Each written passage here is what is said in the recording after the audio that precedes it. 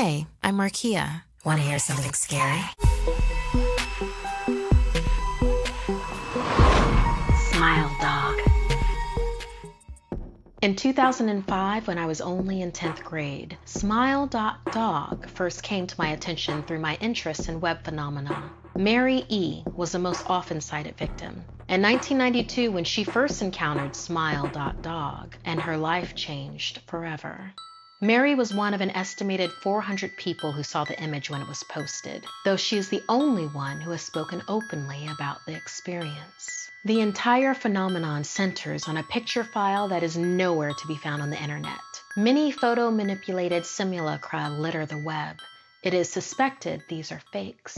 Encounters with Smile.dog are the stuff of internet legend. There are unverified rumors and even one persistent tale that in 2002, a hacker flooded forums with a deluge of Smile.dog pictures. It is also said that in the mid to late 90s, that Smile.dog circulated as an attachment of a chain email with the subject line, "Smile, God loves you."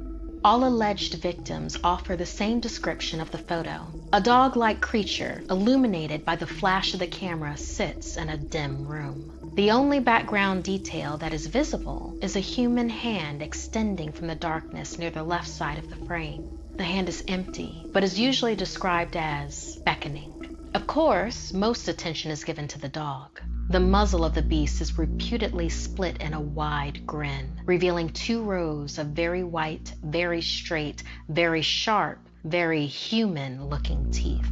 This is a recollection of the victims who claim to have seen the picture endlessly repeated in their mind's eye during the time they are in reality having epileptic fits. These fits are reported to continue often while the victims sleep, resulting in disturbing nightmares. In the summer of 2007, I was a writer gathering information for a few college assignments, and Mary E. had agreed to schedule an interview.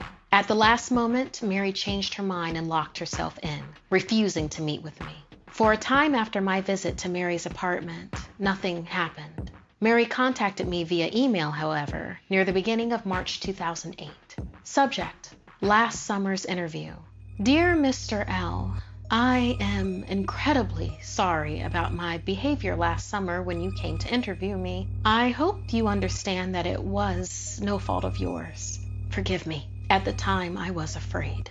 For 15 years, I have been haunted. Smile Dog comes to me in my sleep every night. The only thing ahead of me is that horrible picture. I see the beckoning hand and Smile Dog. It talks to me.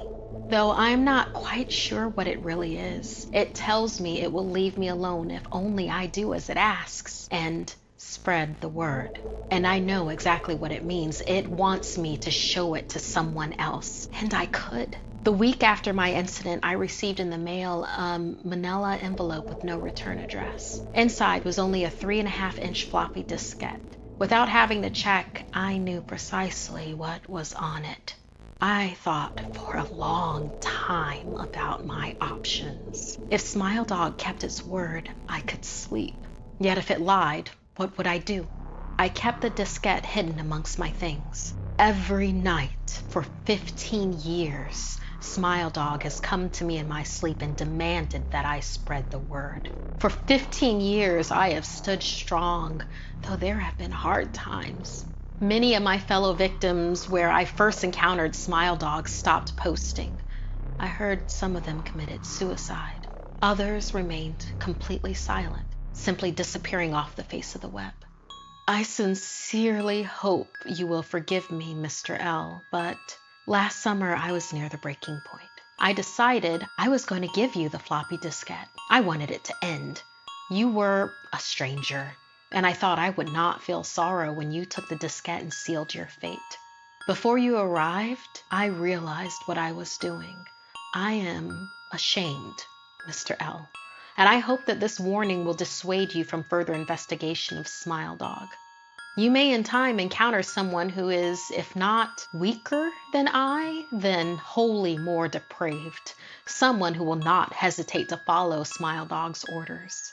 Stop while you are still whole. Sincerely, Mary E. Mary's husband, Terrence, contacted me later that month with the news that his wife had killed herself. I will admit that I was a little uncertain about how to respond to this. A quick check of several Chicago newspapers' online obituaries, however, proved that Mary E. was indeed dead. Almost a full year after, I received another email. Subject: Smile. Hello.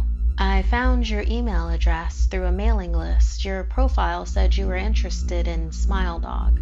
I have saw it. It is not as bad as everyone says. I have sent it to you here. Just spreading the word. Smiley face. The final line chilled me to the bone. There was one file attachment, smile.dog. If I downloaded the image, if I looked at it, and if Mary turned out to be correct, if smile.dog came to me in my dreams, demanding I spread the word, what would I do? Would I live my life as Mary had? Or would I simply spread the word, eager to be put to rest?